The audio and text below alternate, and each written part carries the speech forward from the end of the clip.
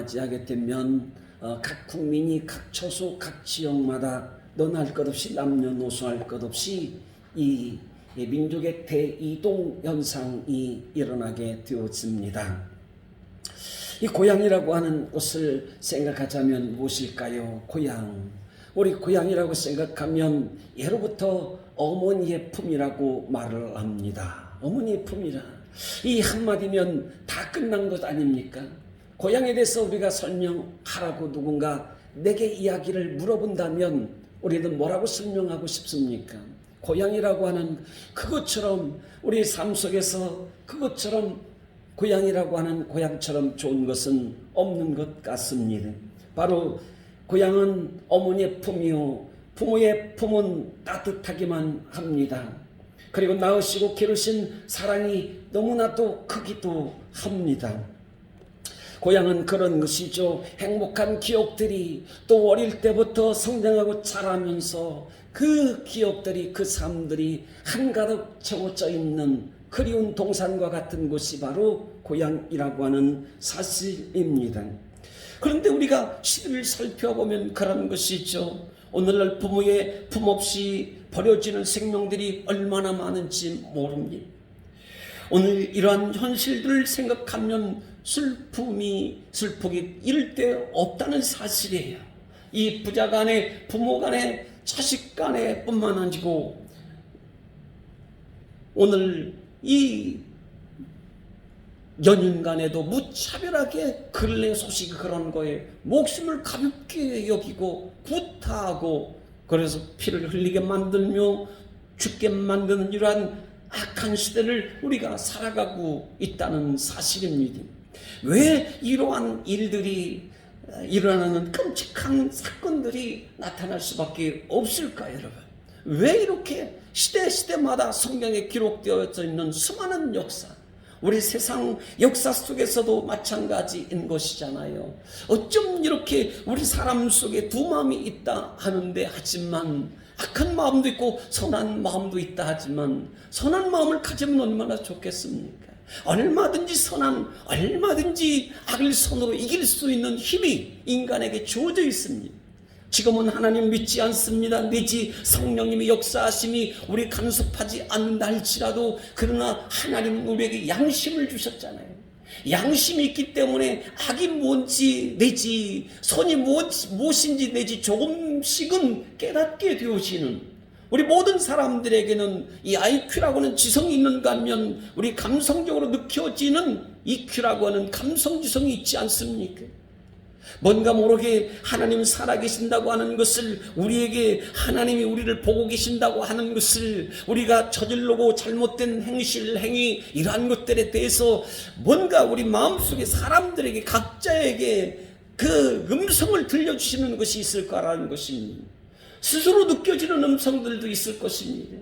너가 지금 하는 일이 잘 되는 일이냐 잘하는 일인지 잘못된 일인지 그러한 것들을 스스로 감지하고 깨닫게 하시는 그 양심을 하나님의 종교성을 갖게 하는 그 마음이 너나 할 것 없이 다 있다는 사실입니다. 그래도 불구하고 선으로 가지 않고 악으로 기울어지고 있는 이러한 악한 시대 현상들을 무엇으로 설명할 수 있겠느냐는 것입니다. 그것은 바로 부모의 품이 없기 때문에 그렇다는 것입니다. 부모의 품이 없습니다. 여러분, 생명이 어디서부터 오는 것일까요? 생명. 이 생명을 잊는 사람, 생명의 소중성, 생명의 가치성을 아는 사람이라고 한다면 생명을 결코 헬지거나 생명에 대해서 그야말로 가볍게 여길 수가 없을 거예요. 생명을 가져오는 것은 어디에서 오는 겁니까? 바로 부모라고 하는 것입니다. 부모라고 하는 품에서부터 생명이 나오게 되어져 있는 것이죠. 그래서 부모라고 하는 고향이라고 하는 것은 뭐냐면 부모와 생명과 부모의 품이라고 하는 것이 같이 이루어져 있다는 것을 볼 수가 있다는 것입니다. 그러니까 부모의 품이 있는 사람 내지 고향이 있는 사람은 어떤 사람일까요? 생명을 소중히 여길 줄 아는 사람이기도 하다는 것입니다. 오늘 부모 없는 사람, 또 고향 없는 인생이야말로 삶의 커다란 약점 중에 이 컴플렉스를 가지고 있는 기댈 데 없는 이 가슴을 아무리 뒤져봐도 따뜻한 사랑 없는 텅 빈 냉가슴일 때가 있다는 사실입니다. 어쩜 그렇게 내 가슴이 차가운 줄 몰라요. 나도 몰라요. 어느 때는 자기 자신도 인지하지도 못해요. 내가 내 가슴을 만져주지도 못해요. 내 가슴을 만져볼 때 뜨거움이 따뜻함이 없는 경우가 있습니다. 어쩌면 그걸 느끼지 못하고 살아갈 때가 있습니다. 왜 그런 겁니까? 부모의 품이, 고향의 품이 없기 때문에 그 품에 대한 그리움이, 품에 대한 기억들이 내 머리에 뇌리에 새겨지지 아니했기 때문에 우리 가슴들이 차가울 때가 있다는 사실입니다. 간혹 자신에게 따라오는 손에 입는 것을 싫어하기도 하는 거예요. 그러니 말하자면 부모가 찾아줬던 기억이 없습니다. 부모가 내가 원하는 꿈을 찾아줬던 기억이 없는 거예요. 나의 만족과 행복을 찾아줬던 그 고향이 없다는 이야기입니다. 그래서 매우 반항적일 때도 있는 것이지. 지나치게 성과 위주 내지 실적 위주에 매달리는 이들에게 있어서 이들이 간절히 갈망하는 것이 있다고 한다면 무엇일까요? 그것은 잃어버리고 상실한 고향을 만들기 위한 노력이 뒤따라오고 있다는 사실을, 그 삶 속에서 매우 열심히 살아가는, 뭔가 모르게 세상에 성공하고 말 거야 라고 하는 이런 삶 속에 대단한 애착심을 갖고 살아가는 사람들이 있다는 것이지. 물론 삶을 가볍게 여기고 저버릴 수 있는 것은 아닌 것이지. 무엇이든지 간에 맡겨진 것이라고 한다면 그것을 구겨지고 잘못되고 원하는 것이 있다 할지라도 그것을 바르게 옳게 만들고 성하게 만들고 회복하고 치유하는 이러한 삶을 우리가 감당해야 되는 것은 기정사실임에도 불구하고 이렇게 우리 삶 속에 말이죠, 삶 속에 불안하면서 뭔가 안정감을 찾지 못하고 살아가는, 오직 성공주의 인생으로 살아가려고 하는 그러한 지나친 집착성 노력 속에 있는 사람이라고 한다면 과연 그것은 무엇을 이야기해 주는 것일까요? 그것은 바로 고향을 찾아가고자 하는 어떤 획일적인 점수 먹이기에 마음을 찾으려고 애쓰는 모습이 아닐 수 없다는 이야기입니다. 핸드폰의 어떤 페이스에 올라온 글을 우연치 않게 보게 되어졌어요. 한 목회자이면서도 신학교 교수이시기도 한 이분이 글을 올린 글이었습니다. 참으로 참 의미심장한 이야기였습니다. 그게 첫 시작하는 말이 그런 거예요. 왜 여자로 살았느냐고 이렇게 말을 합니다. 왜 여자로 살았느냐. 그러면서 이야기가 전개되어지는데 모르긴 해도 이 목회자 이분 이야기 같기도 하고 한데요, 누가 얘기됐든지 간에 갓난 아이를 안고서 아이가 아픕니다. 소아과를 병원을 찾아가서 대기실에 앉아있는 것입니다. 근데 어쩜 그렇게 그날따라 그 아이가 어쩜 그렇게 계속해서 우는 것인지, 아무리 도닥거리고 달래봐도 울음을 그치지 않는 것. 그런데 다른 아이들을 가만히 봤더니 엄마의 품에 얼굴을 묻고는 잠들어 있거나 얼마의 젖을 물고 있는데 얼마나 고이 잠결에 숨을 쉬고 있는 편안한 그 아이의 모습을 볼 수 있었다는 것입니다. 그러면서 하는 말이, 내 딸아이는 울고만 있으니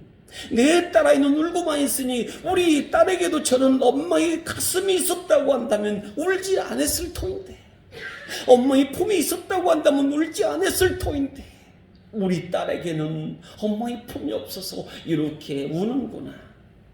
이런 글이 올라온 것을 읽어봤습니다. 얼마나 가슴 아픈 일입니까? 고향이 없다는 거, 품이 없다는 거. 인생은, 사람은 그렇지 않습니까? 서로 간에 누군가 의존적 삶을 살게 되어 있는 거 아닙니까? 내 마음의 안식과 평안을 누리기 위해서 또 내가 다른 타인에게 안식과 평안을 주기 위해서, 아니면 기쁨과 어떤 삶의 어떤 즐거움을 가져다 주기 위해서 서로 상호간에 그 요즘적 삶을 살게 되어지는 사회적 동물이라고 이야기하지 않습니다. 오늘 생존의 존재라고 하는 것은 그런 것입니다. 어쩌면 살고 죽는 문제이기도 한 것이죠. 여기에 가족과 사회적 공조 속에서 비롯되는 크고 작은 경험들이 하나로 뭉쳐져서 인격에 반영되어지는 기억 형태를 갖추게 되는 것이라고 말할 수 있습니다. 내가 생존하고 있습니다. 내 생명이 존재하고 있습니다. 이것은 무엇이 나를 지켜주고 있느냐는 것이거든요. 무엇이 내 삶을 복되게 하고 아름답게 만들어주고 있느냐는 것입니다. 그것은 바로 기억이라는 거예요. 기억. 그렇기 때문에 사람은요, 좋은 기억들을 많이 쌓아가야만 됩니다. 나쁜 기억들을 쌓지 말아야 된다는 이야기죠. 좋은 기억들을, 아니 우리가 기억되어지는 대로, 우리가 받아들여지는 대로, 인풋되어지는 대로, 우리가 아웃풋되어지는, 기억되어지는 대로 생각하게 되어지고, 생각하게 되어지는 대로 행동하게 되어지는 것들이 습관되어지고 인격이 만들어진다고 말하지 않습니까? 듣고 기억한다는 것이 얼마나 소중한 일인지 몰라요. 아니, 한편으로 말해지는 것이 타인에게 기억되어지고 타인의 말해지는 것이 내게 기억되는 것이라고 한다면, 그 기억이라고 하는 것은 아주 쉽게 지나칠 수 없는 우리 인생을 좌우하는 것과 다를 바 없는 매우 소중한 것이라는 것을 말해주고 있는 겁니다. 그래서 좋은 기억을 만들고 쌓기 위해서요, 함께 생각하는 거예요. 함께. 혼자서 기억을 만들기 힘들지요. 기억 형태, 기억 어떤 체계화를 만들기 힘들죠. 함께 생각하는 거예요. 그리고 함께 고민하는 거예요. 함께 토론할 수 있다고 한다면, 서로의 마음속에 들어가고 또 서로의 마음속에 들락거릴 수 있다고 한다면, 들어가고 나올 수 있다고 한다면, 고미의 경험들을, 아픔들을 나눌 수 있다고 한다면, 이런 인생의 교과목이 만들어지기를 소망해 본다는 것입니다. 그런데 한 가지 더 중요한 것은 뭐냐면, 인간의 이 혈육의 고향인 인간의 품만 있는 것이 아니라는 것입니다. 우리 알다시피 하나님의 품이 있다는 것이 아니겠습니까? 모든 인생은 다 같이 그러는 겁니다. 혈육의 고향이 필요하고 혈육의 품이 필요하고, 품이 있는 것이죠. 없는 이들도 있지만 그 품을 얻기 위해서, 그 품 속에 들어가기 위해서 세상과 질기게도 싸워 살아가는 안타까운 인생들이 있지만, 그러나 하나님의 품, 모든 인생은 하나님의 품이 절대적으로 필요하다는 것입니다. 단순히 말하면 하나님의 품이 없다고 한다면, 하나님을 향한 그 영원한 고향이 없다고 한다면, 나의 영혼은, 우리의 영혼은 얼마나 방황할까요? 얼마나 눈물을 흘리면서 울지 못하는, 계속 울고 있는 아이를 달래봐도 끊임없이 울고 있는 어미의 품이 없는 것처럼, 하나님의 품이 없는 인생이라고 한다면 얼마나 그 영혼이 하나님 보실 때에 자기 자신의 영혼, 자기 영혼을 만질 수만 있다고 한다면, 자기 영혼을 볼 수만 있다고 한다면, 자신의 영혼은 아마 하나님의 영이 없을 때에 울고 또 울 수밖에 없는 인생으로 서글프게 그렇게 살 수밖에 없다는 것이에요. 여러분, 주변을 잘 살펴보시자고요. 하나님 품이 있는 사람으로 살아가고 있는지, 아니면 하나님의 품이, 하나님의 고향이 없이 살아가는 사람인 것인지.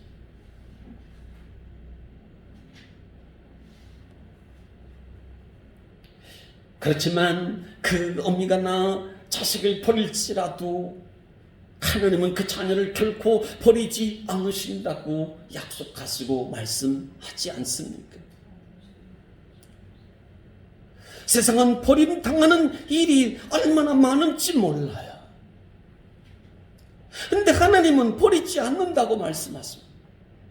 암탉이 병아리를 품듯이 말이죠. 죽어도 못 뺐습니다. 암탉의 그 난리 아래 품겨져 있는 그 새끼를 어떻게 병아리를 뺏어올 수 있는 방법이 있을까요? 못합니다. 화산이 폭발해도 부모의 품 안에 어린 자녀의 생명이 화석이 되어서 있는 것을 발견했던 것처럼 암탉도 마찬가지로 화석이 되어서 그 품 속에 병아리를 품고 있는 그런 화석을 볼 수 있는 것 아닙니까? 그와 같이 하나님의 품은 어떤 위험이 있을지라도 우리를 품으시는 변함없으신 하나님의 사랑이심을 믿으시기를 주의 이름 축복합니다. 하나님의 사랑은 품어주시는 사랑이에요. 오늘 본문의 말씀 속에 애굽에서 400년 동안 노예살이를 했지 않습니까? 한 해도 두 해도 아니고 이 400년 동안 제가 이 교회를 오는데 자랑스럽지는 않아요. 한 2, 3년 됐는데 중앙선을 타고 오는 이쪽으로 들어오는 체육관 쪽으로 들어오는 그쪽 그 길목이 있잖아요. 좀 늦은 시간이 됐는데 해가 아직 떠 있긴 했는데 그런데 중앙선을 전혀 차가 없어요. 해가 안 돼요. 그래서 남짓 안전하다 싶어서 중앙선을 넘어서 교회 안으로 들어왔어요. 그런데 뒤에서 경찰이 쫓아왔습니다. 중앙선 침범했습니다. 면허증을 내주시죠. 딱지를 끊어서 6만 원짜리. 조금 안 냈더니 9만 원이 됐어요. 조금도 안 냈더니 법원으로 오라는 거예요. 좀 더 경과가 되었더니 이제는 무슨 용어를 갑자기 생각이 안 나는데 그 노동으로 일을 통해서 범칙금을 까주는 이런 게 있더라고요. 근데 그것을 제가 그 인터넷을 한번 뒤져봤더니 이렇게 벌금을 내지 못해서 노동으로 이렇게 벌금을 깐 그 금액이 뭐냐면 11조 원이 넘더라고요. 그래서 생각했어요. 야, 2만 원 아깝다. 나도 하루 정도 노동을 해서 돈 안 내고 지나갈까? 그렇게 하면 안 될까? 이 생각을 한번 해봤습니다. 근데 다 처리를 했어요. 근데 오늘 이 본문에 이스라엘 백성들이 400년 동안 노예살이를 억울하다시피 이렇게 살다가 이 출애굽기 자유 기쁨을 품고 광야 40년을 지나갔질 않습니까? 그런데 안타깝게도 1세대를 다 죽었어. 아브라함 때부터 약속하셨던 이 젖과 꿀이 흐르는 축복의 땅, 그리고 가나안 땅에 들어가기 전 요단강 앞에 이 장막을 치고는 이제 하나님 말씀을 기다리고 있는 것입니다. 이제 요단강만 건너가면 되는 것입니다. 이제 가나안 땅이 눈앞에 있는 것입니다.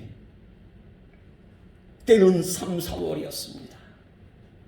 평소에 비가 오질 않는 1년 내내 3월, 4월이 아니면 1년 내내 비가 거의 오지 않다시피 하는, 그래서 강의 깊이가 겨우 1m도 될까 말까 한데 이렇게 우기가 되어지는 비가 쏟아지면 그 물이 넘칠거려서요. 그 비가 4m 이상까지 건널 수 없는 강물이 범람하는 시기였다는 것입니다. 그런데 하나님은 오늘 제사장에게 말씀을 상징하는 하나님의 언약궤를 들쳐매고는 강물을 밟으라고 말씀하고 있어요. 그리하면 강물이 멈추어서 건너갈 수 있을 것이라는 것이잖아요.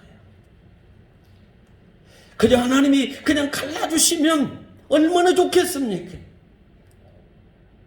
그런데 하나님은 언약궤를 메고 강물을 밟고 지나가라는 거예요.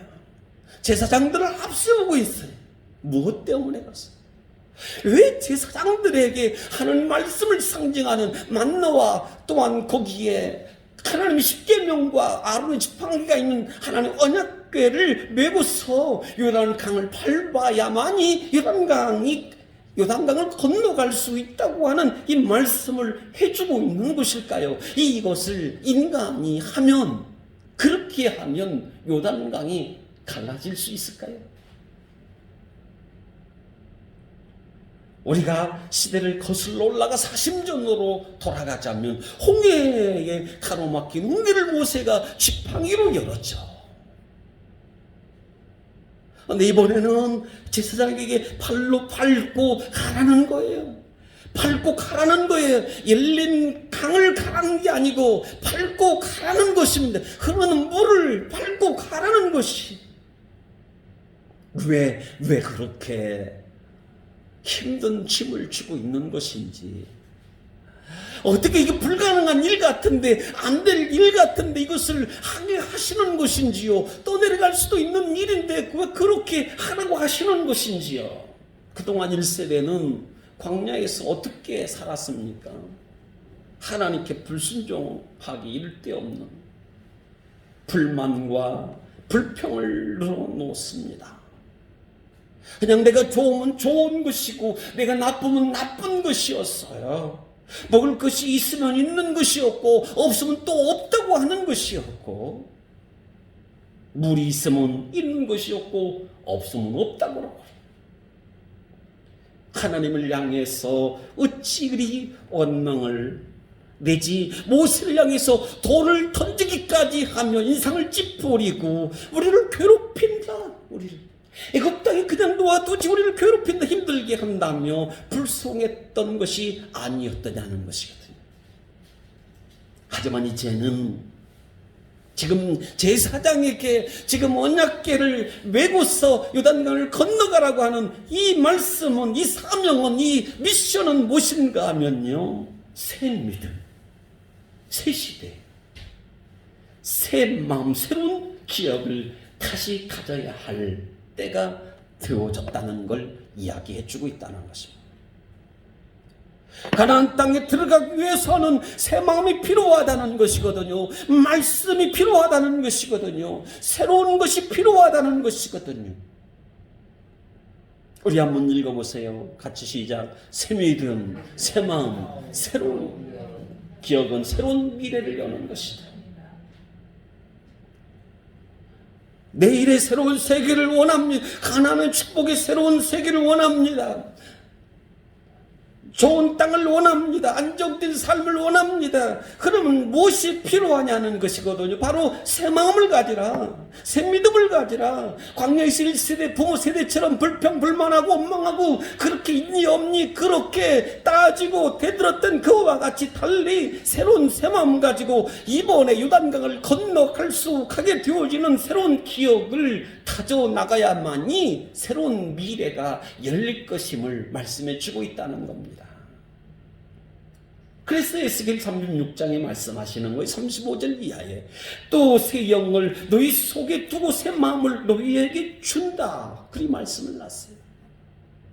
여러분, 요단을 흘러 범람하며 넘실거리는 이 요단강을 어떻게 건널 수가 있어요? 새 믿음이 아니고는, 새 마음이 아니고는 건널 수 없는, 새 마음을 성령님 새 영이 주어진 이 새 마음을 갖게 되어진 제사장들을 통해서 언약궤를 메고 강물을 밟고 나가면 요단강이 멈출 것이라 거기에 순종하게 되어집니다.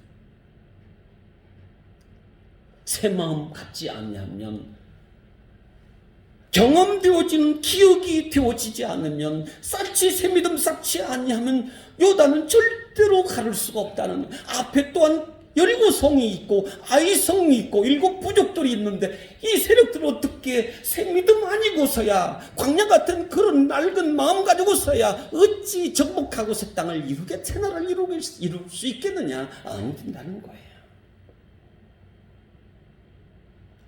오늘 이 발로 밟다고 하는 것은 첨벙첨벙 밟고 걸어 들어가는 것이 아니었다는 것입니다.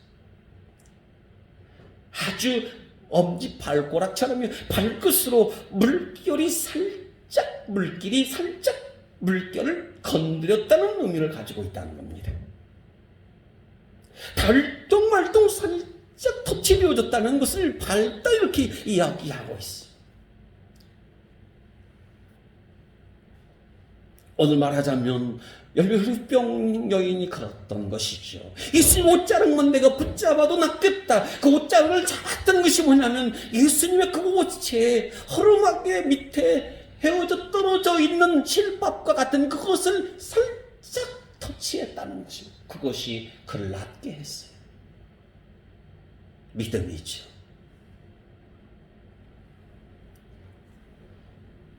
오늘 바로 신발 끈만 물에 닿았다. 신발 앞쪽 끈만 닿았다. 무서워서 그랬을 거예요. 죽을까? 이건 불순종이 아니고 믿음으로 순종으로 나아갔다는 것을 가르쳐주고 있습니다.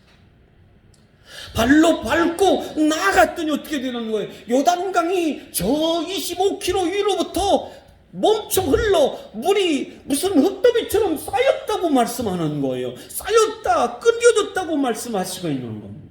질퍽거렸던 그 요단강의 그 바닷길이 마른 광야 땅처럼 마른 땅처럼 이렇게 말라서 건너가기 쉽게 하였다고 말씀해 줍니다.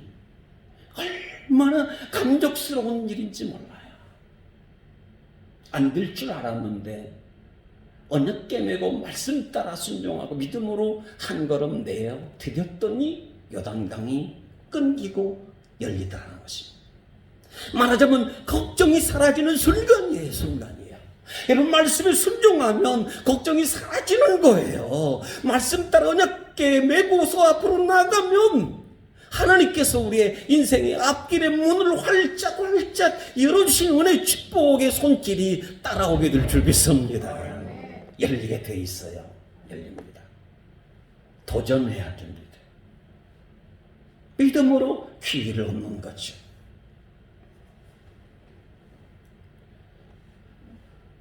이들이 요단강 갈라졌습니다. 홍해바다는 경험하지 못했지만 이 세대이기 때문에 요단강이 갈라졌을 때에 정치 그 물이 끊겨져 있고 내려오지 않는 그 모습 속에서 휘파람을 불며 하나님 전능하신 그의 이름을 찬양하면서 주님은 위대하십니다. 주님은 위대하십니다. 우리가 건널 수 없는 요단강을 건너게 만들어주신 주님은 위대하십니다. 환경도 바다도 다스릴 분이십니다. 우리의 구원자이십니다. 말로 다 할 수 없이 기뻐했을 거거든. 한 사람도 나고작 없이 다 건넜습니다. 할렐루야. 다 건넜습니다.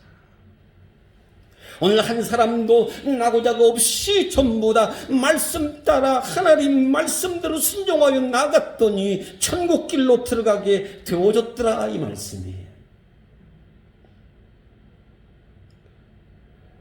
묻혀 올라온 여호수아에게 하나님 말씀하시는 거예요. 뭐라고 하는 겁니까?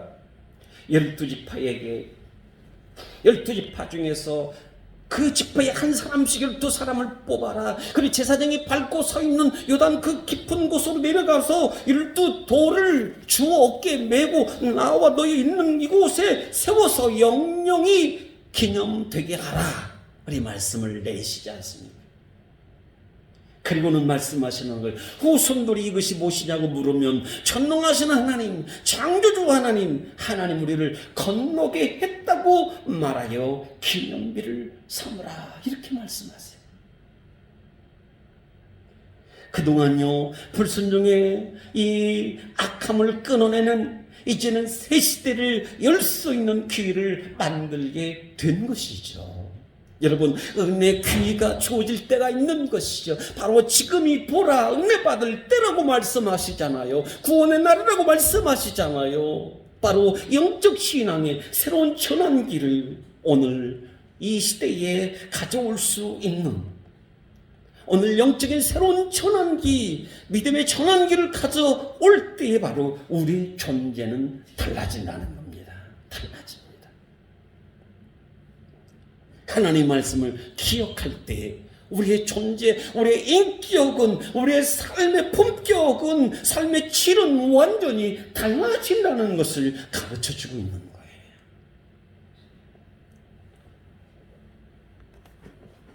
오늘 빌립보서 3장 8절의 말씀이 이럽니다. 함께 읽어봅니다. 시작. 또한 모든 것을 해로 여기는 모든 것을 내 주 그리스도 예수를 아는 지식이 가장 고상하기 때문에 내가 그를 위하여 모든 것을 잃어버리고 배설물로 여기면 그리스도를 얻고 그 안에서 발견들이 함이니라. 내가 가진 의는 율법에서 난 것이 아니고 오직 그리스도를 믿음으로 말미암은 것이니 곧 믿음으로 하나님께로부터 나누라.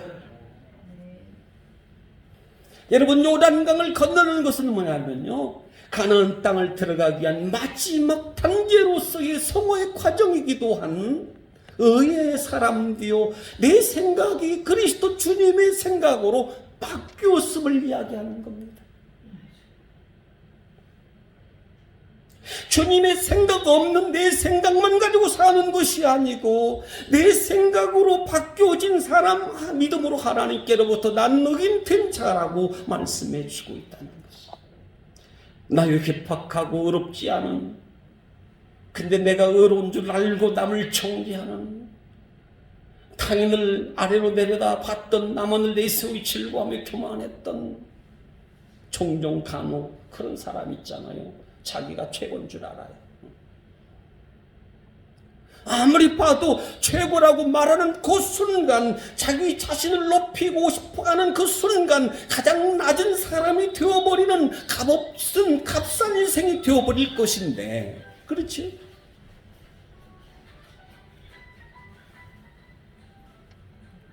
나만을 내세우기를 즐겨했던, 교만했던 나의 옛 마음을 벗어버리고 주님의 겸손한 마음을 갖게 되어줬다고. 여러분, 후손들이 물으면 대답할 수 있어야 하지 않겠느냐는 것입니다.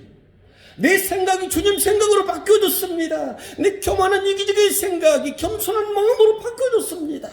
남을 정죄했던 사람이 남을 용서하고 사랑하고 화목하고 화평한 사람으로 나는 바뀌어졌다고 후손들이 물어보면 나는 하나님 믿음으로 그렇게 달라졌다고 대답할 수 있어야 된다는 것이에요.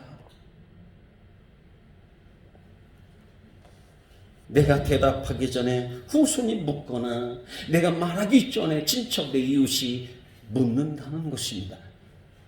후일에 너의 후손들이 이것이 무엇이냐고 묻거든, 내가 먼저 말을 하질 않아요. 먼저 말을 하기 전에도 먼저 나의 자손들이, 자녀들이, 주변 사람, 이웃들이 내게 묻는다는 것이면 당신은 어떤 사람이냐고 묻는다는 것이죠. 요단강을 건너던 적이 있느냐고 묻는다는 겁니다. 새 마음, 새 믿음 갖고 새 사람 되어서 요단강을 하나님 말씀 중심을 붙잡고 언약궤 메고 십자가 메고 요단강을 건너섰느냐고 묻는다는 것이죠. 너의 하나님을 믿느냐? 아니, 너는 너의 하나님을 믿느냐? 우리 한번 고백합시다. 나는 나의 하나님을 믿습니다.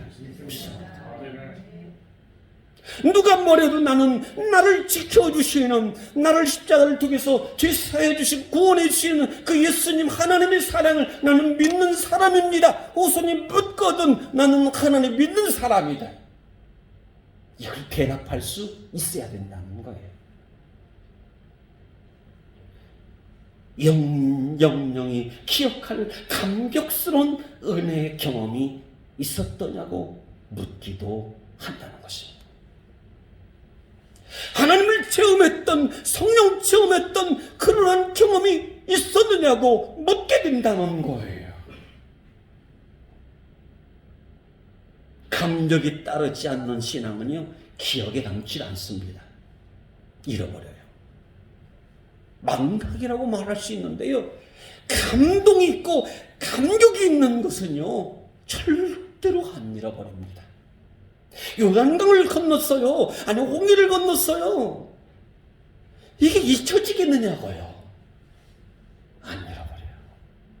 신앙은 감격적으로 해야 돼요. 감동적으로 해야 돼요. 냉랭하게 하면 안 돼요. 뜨겁든지 차갑든지 하지 미지근하게 하면 기억이 남지라래. 하나님의 기억을 하지 못해. 하나님을 기억할 수가 없어요. 하나님 시인하기가 힘들어요. 네가 나를 시인해야만이 나도 너를 하나님 앞에 너를 시인할 것이고, 네가 나를 시인하지 않고 나를 믿지 않는다고 믿는다고 말도 못하면 내가 어떻게 너를 증언해 주겠느냐 말씀하잖아요.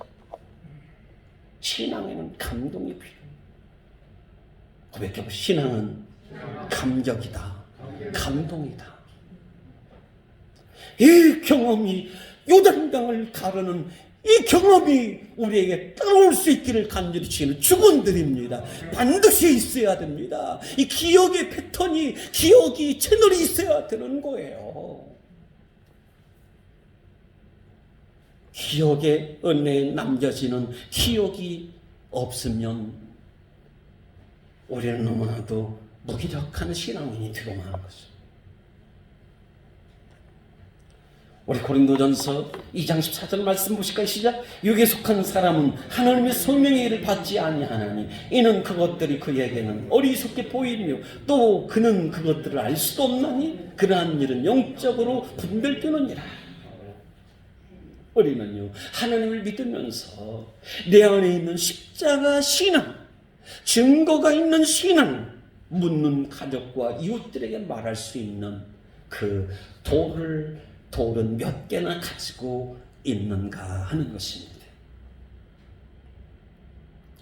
요단강에서 저울른 12개의 돌을 세워서 영영이 기념하라. 하나님이 요단강을 건너게 했던 새 마음, 새 믿음, 새로운 기억들을 가지고 있지 않느냐. 너에게는 그 믿음의 돌들이 새로운 기억을 안게 되어지는, 너의 인격을 만드는, 너의 신앙을 갖게 하는 그 돌들이 몇 개나 있느냐고 누군가가 내게 또한 스스로 묻게 되어지는 것 아니겠습니까? 나는 돌멩이 같은 거 취급을 안 합니다. 나는 하나도 없어. 자랑입니까? 자랑일까요? 경험한 게 하나도 없어요. 하나님을 믿긴 하지만, 교회 다니긴 다니지만 하나님 체험한 게 하나도 없습니다. 요단강에 발을 한 번 내딘 적이 한 번도 없다고 말한다고 한다면 그 사람이 그 신앙인이라고 한다 해도 하나님 품이 있을까 싶어요. 여러분, 다윗이 어떻게 해요? 물맷돌 몇 개 안 되는 곳 호주머니에 집어넣고 하나님을 모독하는 의의, 나는 믿음으로 하나님께 주시는 그 의의로 말미암아 산다. 요단강을 건너가는 것은 의의 역사였거든요. 바로 의의가 무엇인지 모르는 이 골레셋의, 이 블리아스 골레셋 육신의 사람 다윗은 물맷돌 몇 개로 쓰러뜨렸죠. 의의 돌멩이. 그래서 주님은 산돌이라고 그랬잖아요. 우리도요, 하나님이 내게 베푸시길 원하시는 능력을 체험하는, 내가 믿는 그 하나님, 나를 만나주시고 계시는 그 하나님을 이 전해주는 영적인 이 고향 되시는, 영원한 고향 되시는 하나님의 품에 안기는 이러한 은혜가 따르기를 주님 축원드립니다. 하나님의 은혜 체험 있는 사람이 하나님 품에 있는 사람이에요. 삭개오, 아니 거지 나사로가 하나님 아브라함 품에 있었던 것처럼 부환자가 하나님 품에 있는 게 아니에요. 하나님 은혜가 따라오는 사람, 새 믿음, 새 마음을 갖고 가는 사람, 하나님의 은혜를 경험해 새 기억을 갖고 있는 사람이 하나님 품에 안겨지는 사람임을 가르쳐주고 있는 거예요. 우리는 내가 하나님 품에 안김으로 안겨서요, 우리 가정에 이 구원의 역사, 또 화평의 축복을 함께 나누고 기억하며 살아가는 이 은총이 따르기를 주님 축원드립니다. 전해야 돼요. 묻습니다. 아버지, 우리 아들이 그래요. 아버지. 그래요. 아버지 얼마나 좋아, 깔끔하게. 아버지. 내가 믿는 그 하나님을 말할 수 있는 내 자녀에게, 고향에 있는 하나님의 품이 있는, 하나님 나를 안아주시는, 하나님의 사랑받는 사랑하는 성도님들 되시기를 간절히 주의로 축복합니다. 축복.